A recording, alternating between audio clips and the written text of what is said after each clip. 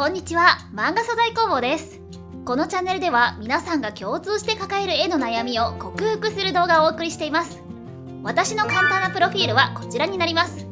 今回の動画はやる気を維持して目標を達成する方法についてです。先日私は Twitter でこのようなアンケートを取りました。絵が上手くなりたい理由、目的は？というものです。結果はこのようになりました。趣味・楽しみが 52%、褒められたい・注目されたいが 12%、絵を仕事にしたい方が 36% でした。私自身はもうずっと絵で生計を立てているのですが、同じように絵を仕事にしたいという方々が意外に多くて、ちょっと嬉しいですね。やる気を維持したり目標の立て方にはちょっとしたコツが必要です。これは褒められたい、注目されたいという方にも役に立つ内容です。夢を実現している方々がなぜそれを可能にしたのか、それは才能ではなくプロセスが最も重要なんです。この動画を最後まで見れば、あなたの目標達成率がぐーんと上がりますので、ぜひ最後までご視聴ください。今回のポイントは3つ。1つ目が土台となる動機づくり、2つ目が逆算で計画を立てる、3つ目が具体的な行動リスト。これらを一つ一つ解説していきたいと思います。まずはじめに土台となる動機づくりについて。その前に絵が上手くなりたい理由に楽しさや趣味を選んだ方々、この方々はもうパーフェクトですね。世の中には楽しみも趣味もなく過ごしている方も多くいますので、人生の中で好きなこと、楽しいと思えることがある、そしてそれができるだけでもう本当に幸せなことです。ぜひその調子で楽しく学んでいただけたらと思います。そして絵を仕事にしたいと選んだ方々、この方々はハードな目標を自分に課した方々ですね。楽しさや趣味と違って簡単に達成できるものではありませんので、ハードな目標達成には効果的なアプローチが必要です。それが土台となる動機づくりです。つまりあなたはなぜ絵が上手くなりたいのか、なぜそれを仕事にしたいのか、このなぜをとことんまで掘り下げる必要があります。これを大目標と呼びます。例えばあなたが有名雑誌で人気作家になりたいという大目標を立てたとしましょう。では人気作家になって一体何がしたいのか。憧れの作家さんと同じ立場で漫画談義がしたいとか、納得いく世界を世に残して死にたいとか、いろいろあると思いますので、そのなぜを徹底的に追求していきましょう。そしてそのなぜは、あなたがこれまで積み上げてきたもの全てを捨ててでも欲しいものか、今後の人生全てを捧げるに値するのかを考えてみましょう。ちょっと大げさですが、大目標は根幹の真の部分なので、そのくらい真剣に追求する必要があるんです。漫画やアニメの主人公も行動原理がしっかりしていないとストーリーに説得力が出ませんよね。そして見ていても感情移入ができず、この人何がしたいのかなとストレスを感じて見るのをやめてしまいますよね。目標というのはまさにそれなんです。多くの方が様々な目標を立て、そのほとんどが挫折していきますが、肝心の動機づけの部分で失敗しているからなんですね。この大目標は常になぜを考えてアップデートし続けていく必要があります。そして大目標が決まったら2つ目のポイントに移ります。それが大目標から逆算して次の目標を立てることです。これを中目標と呼びます。大目標が1つなのに対し、中目標は複数立てても OK です。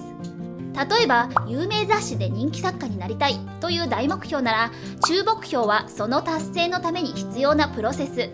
出版社に漫画を持ち込む、賞を取る、担当編集者さんについてもらうなどが必要不可欠ですね。そして中目標を決めたら、さらに逆算して今度は小目標を立てます。出版社に漫画を持ち込むという中目標なら、達成に必要なプロセス、小目標は漫画を1本書くことですよね。さらに担当編集がつくレベルのものを書くのなら、他にもストーリーの作り方を学ぶ、小回りや演出を学ぶなど、たくさんの小目標が見えてくるはずです。この大目標、中目標、小目標を設定したら、最後のポイントに移ります。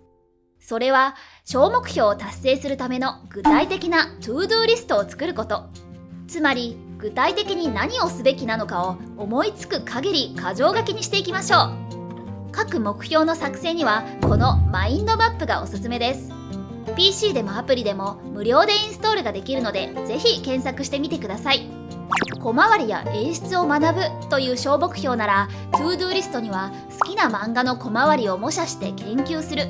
解説動画を探す、教本を探すなどが挙げられますね。このように実は難しい目標を達成するには、なぜの動機に加えて具体的な何が必要不可欠なんです。ほとんどの人が夢を挫折してしまうのは、目標が大きすぎて何をしたらいいのかがわからないからなんですね。さらには目標が現実離れしすぎていて、到底できる気がしないと諦めてしまうわけです。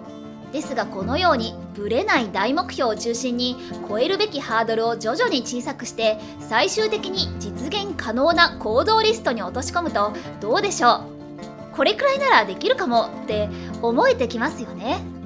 私は常に塵も積もれば山となるという言葉を頭に置いていて、たとえ一つ一つは塵のようなものでもコツコツ着実に続けていけば目に見える成果として現れてきます。それと同じ原理でトゥードゥーリストを一つ一つ片付けていくわけです。